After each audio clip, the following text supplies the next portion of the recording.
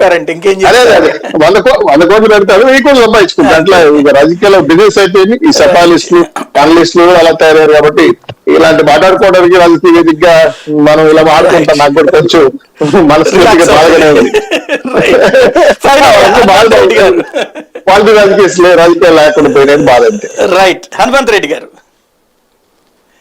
ప్రపంచానికి పాఠాలు నేర్పిన చంద్రబాబు నాయుడు గారు ఎంతో మంది ప్రధానులను రాష్ట్రపతులను చేసినారని చెప్పుకునే, ఆంధ్రప్రదేశ్ ను తెలంగాణలో అధిగతించానని చెప్పుకునే మేధావి చంద్రబాబు ఆఖరుకు ప్రశాంత్ కిషోర్ లేకుంటే నేను బతకలేను, లేకుంటే బీజేపీ లేకుంటే బతకలేను, పవన్ కళ్యాణ్ లేకుంటే బతకలేను అనే స్థాయికి దిగజారిపోయాడు. అంటే ఆంధ్రప్రదేశ్ లో జగన్మోహన్ రెడ్డి గారి ప్రభుత్వం ఎంత బలంగా ఉంది, ప్రజలకు ఎంత మంచి చేస్తా ఉంది అనే విషయం చంద్రబాబు నాయుడు గారి దిగజారుడు రాజకీయాలకు నిదర్శనం అనేది.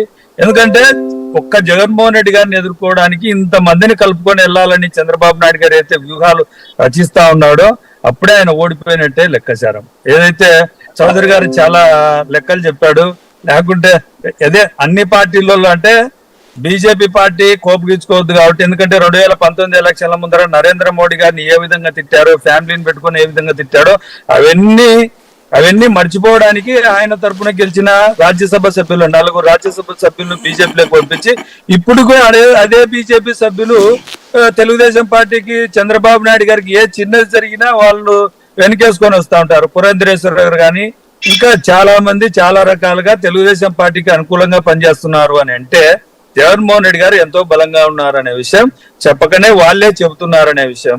2024 ఎలక్షన్ లో ప్రశాంత్ కిషోర్లు లేకుంటే ఇంకా ఎంతమంది చంద్రబాబు నాయుడు గారు 10 మంది చంద్రబాబు నాయుడు గారు కలిసి వచ్చినా ఒక జగన్మోహన్ రెడ్డి గారిని ఎదుర్కోలేరు అనే విషయం. ఎందుకనంటే ప్రజల్లో జగన్మోహన్ రెడ్డి గారికి ఉన్న బలాన్ని చూసి వీళ్ళు తట్టుకోలేకపోతున్నారు. కాబట్టి ఇదే కాదు సార్, ఇంకా జగన్మోహన్ రెడ్డి గారి మీద ఎన్నో రకాలుగా బురద జల్లే కార్యక్రమాలు చాలా జరుగుతాయి. అవన్నింటినీ కూడా వైఎస్ఆర్ కాంగ్రెస్ పార్టీ నాయకులు, వైఎస్ఆర్ కాంగ్రెస్ పార్టీ కార్యకర్తలు అందరూ ఎదుర్కొని ఖచ్చితంగా 2024 ఎలక్షన్ లో జగన్మోహన్ రెడ్డి గారిని ముఖ్యమంత్రి చేసుకునేదానికి ఆంధ్రప్రదేశ్ లోని రాష్ట్ర ప్రజలందరూ ముందున్నారు సార్. రైట్. ఇక్కడ రవికిరణ్ గారు ఒక కీలకమైన పాయింట్ ఏంటంటే, కమ్యూనిస్టులు ఆల్రెడీ సిపిఐ ఆ కూటమిలో ఉంది, భారతీయ జనతా పార్టీని రమ్మంటున్నారు. మీరు వస్తే మేము రామంటోంది సిపిఎం, మీరు వచ్చినా కూడా సర్దుకోవడానికి సిద్ధంగా ఉంది సిపిఐ. మీరు కూడా 1985 తరహా ప్రజాస్వామ్య పునరుద్ధరణ లాంటి పేరుతో ఏమైనా కమ్యూనిస్టులు భారతీయ జనతా పార్టీ కలిసి తెలుగుదేశంతో ట్రావెల్ అయ్యే అవకాశం ఉందా? సాయి గారు, ఒకటి మన డిబేట్ లో 2 సార్లు పురంధేశ్వర్ గారి ప్రస్తావన వచ్చింది కాబట్టి దాని మీద వివరణ ఇవ్వాల్సిన అవసరం నా మీద ఉంది. పురంధేశ్వర్ గారు భారతీయ జనతా పార్టీలో ఒక దశాబ్ద కాలంగా పనిచేస్తున్నారండి. ఇప్పుడు రకరకాలుగా అది